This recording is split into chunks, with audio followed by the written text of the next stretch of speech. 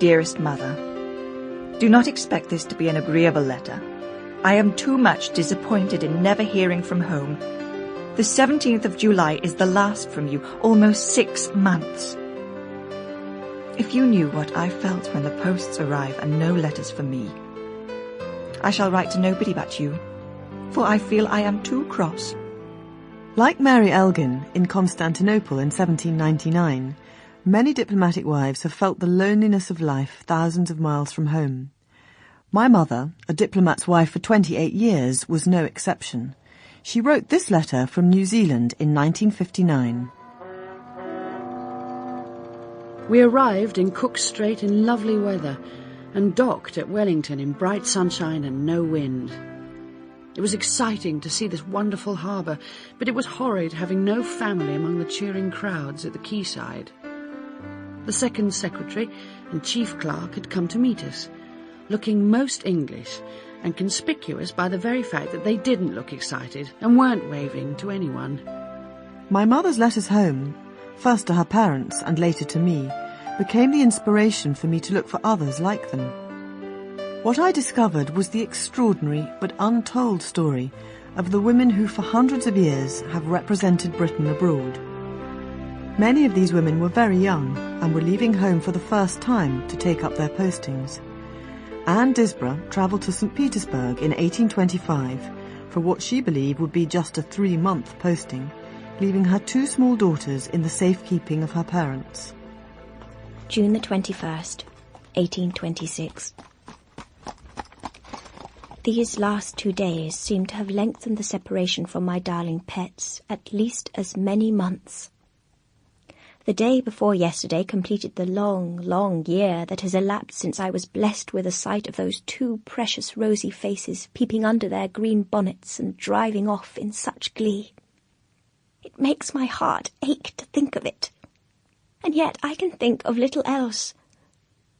If I could only look forward to some certain period of our return, but this suspense, this total ignorance of when this happy event is likely to take place makes me doubly sad. Send me a curl from each of their dear pates. God bless them. 3 centuries of these private letters, diaries and memoirs reveal not only the difficulties of the years away from home, but also the spectacle and glamour of diplomatic life around the world.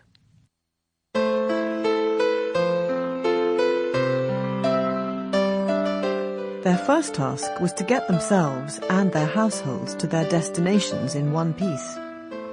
Until my mother's generation, information on life abroad was pitifully scarce, and many women would have relied upon handbooks for advice, such as Tropical Trials, a handbook for women in the tropics by Major S. Leigh Hunt, first published in 1883.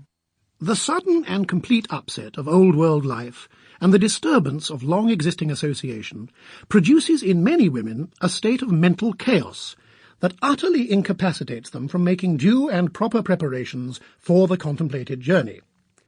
Few can realize the sacrifices they will be called upon to make in taking such a decided step.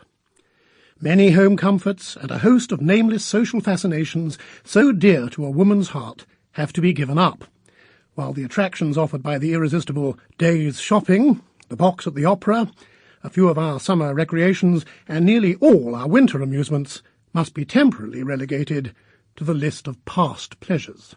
But what to pack for a trip to an unknown country for years on end?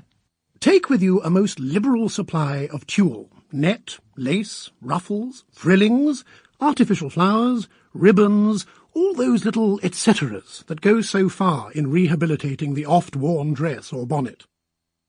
Piano. The manufacturer will pack the piano in a strong, tin-lined wooden case. You should take with it a tuning fork, a tuning key, and a set of glass footrests. Travelling baths. You should not omit to provide yourself with one of these baths. They are made of thin sheet iron, painted and varnished, and provided with a cover to fasten with a strong strap and padlock. When travelling, it forms a box, into which may be loosely packed. Sample complete. Ready to continue?